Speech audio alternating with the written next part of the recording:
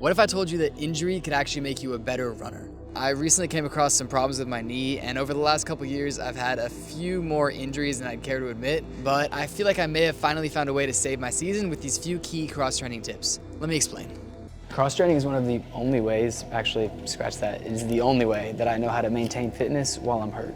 That's about right. And it can be done in a variety of ways. Right now I'm about to hop on the bike for like 40 minutes. Basically the whole goal is just to get your heart rate up. Okay, I'm gonna just go ahead and discount my entire high school career, but last year, my first year running in college, I ran like a 9-second PR after being injured for almost 8 weeks right before the season started. It began with my knee bugging in like late November, and by early December, I was not running at all. I didn't get back onto the track until mid-February, but I was able to maintain my shape enough to still scrape together a 9-second PR that season, and I cannot contribute it to this enough. This is a water belt. It's used for water running, also called aqua jogging. I'd say if you can get access to a pool deep enough, and I'll link this down below, it's probably the best replacement you can get for actual running because you can touch on all the same systems. To make a workout for water running, all you gotta just do is take your normal running workout, convert it to minutes, cut the recovery in half, and do it. You have a lot better circulation in the water, so the recoveries don't need to be as long. I mean, our bodies are like 70% water after all. Today though, I'm not actually water running, I'm swimming, so I'll leave a couple of my favorite swimming workouts on screen here. And I forgot my goggles. The key to effective cross-training is really only one thing: heart rate. You're trying to stimulate the same aerobic systems as running without actually running, which is a lot easier said than done. The elliptical is my favorite way to do it. Now, I'm sure you already know what an elliptical is, but there's no impact, and it's a pretty similar motion to running, but I can watch TV on it. Okay, I did want to mention really quickly, because I know someone's going to say something if I don't, but there is something called an arc trainer. It's basically a glorified elliptical, but it might mimic running a little bit better. We don't have one here, but if you can find access to one of those, it might not be a bad idea to hop on that if it doesn't hurt. This year, I recently ran into some challenges. A couple weeks ago, I finally gave into a problem that's been bothering my knee for a while, and I cut running completely. Because of that, I started introducing a lot of cross-training, just like I've done with previous injuries, and your aerobic system recovers really, really quickly, so I've been working myself harder than I ever have, trying to do 2-a-days of cross-training every single day for a hope of still being able to return by conference. And I'd say that's the biggest thing that I've learned in these last few injuries, is that if you really want to maintain fitness while you're cross-training, you have to do a lot of it. Your aerobic system recovers really quickly. I'm talking as fast as every couple of hours. I mean, you can cross-train twice a day, mostly sessions in intervals. You can also touch on every system. One of my favorite ways to hit the anaerobic system is the bike. It can be really hard to get your heart rate up on the bike, but it's not hard to get lactic acid swirling. I'll leave the workout I just did right here. Okay, I lied. This is the most effective way to cross-train. With this specific injury, I'm finally getting to a point where I can run on the boost, which is good, but the only problem with these is that they're very hard to get access to, and they don't support every injury. Essentially what it is it's a treadmill with a bubble around it that inflates with air, allowing you to run lighter and less impact on your joints, less strain on your body overall. Which brings me to my next point, in that it's not bad to mix cross-training into your regular running schedule. Let me explain. After I fully return from this injury, I want to start incorporating cross-training into my daily running schedule a little bit more often. For example, for the last couple months, I've been at 60 miles a week of just straight running, rarely cross-training.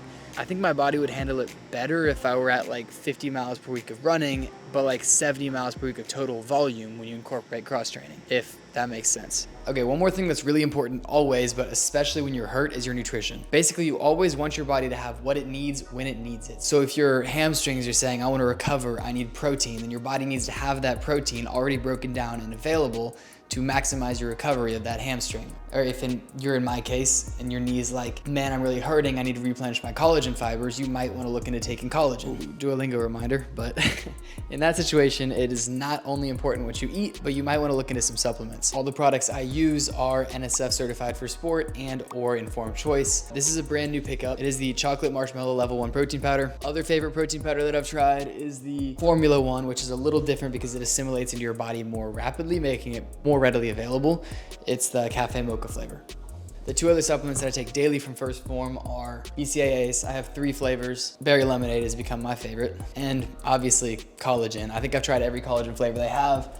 Cannot go wrong with red velvet cake. It goes great in coffee or by itself. If you want to check any of those out, I buy all my own supplements from First Form, but if you want to help me out, link down below will help me as a creator.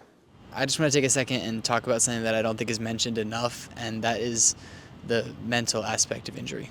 It's like one day you're running the best that you ever have, and then the next day it feels like you're not even part of the team anymore.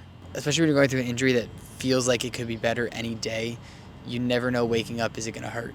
I found myself thinking the other day, man, I'm tired of these 2-a-days, man. I'm tired of an hour of rehab every day.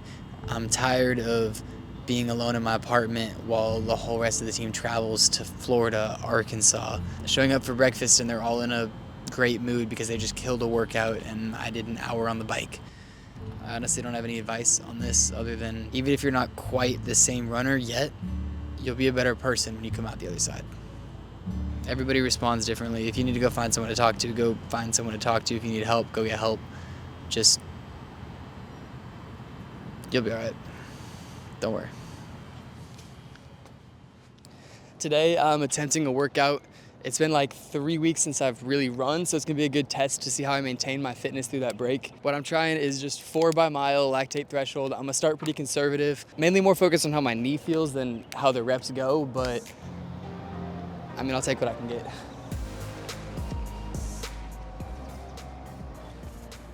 Okay, this is me editing about a week later. I just want to make note that I recently got an MRI on my knee, and with conference in 2 weeks, my cross-country season is probably over.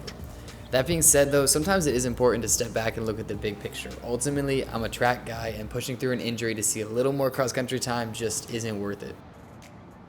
So while cross-training is great for maintaining fitness, it is only a means to an end. Eventually you need to get back healthy, get back on the track, and crush workouts to set PRs. To me, this injury is a reminder that you always got to be extra cautious with your body, and if you're ever in a situation where you're considering pushing yourself through an injury, take a step back, look at the big picture, and then make your decision. Injury can be hard, but you will get through it, I promise.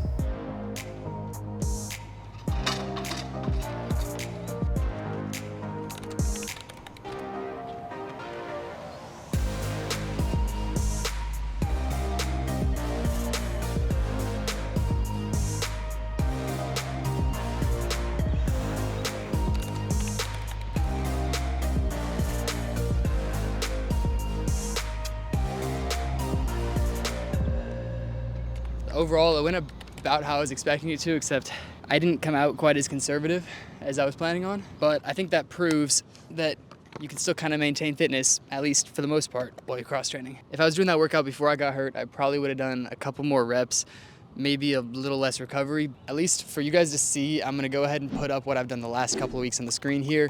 As you can see, I got injured about 3 weeks ago, and it was almost 3 straight weeks of cross-training to now where I'm at. I also just want to make note that my schedule is hectic this semester. I got 17 credit hours. If you want more daily updates from me, tap into the TikTok, the Instagram, the Strava. Definitely a little more active there, but yeah, YouTube is going to be sparse.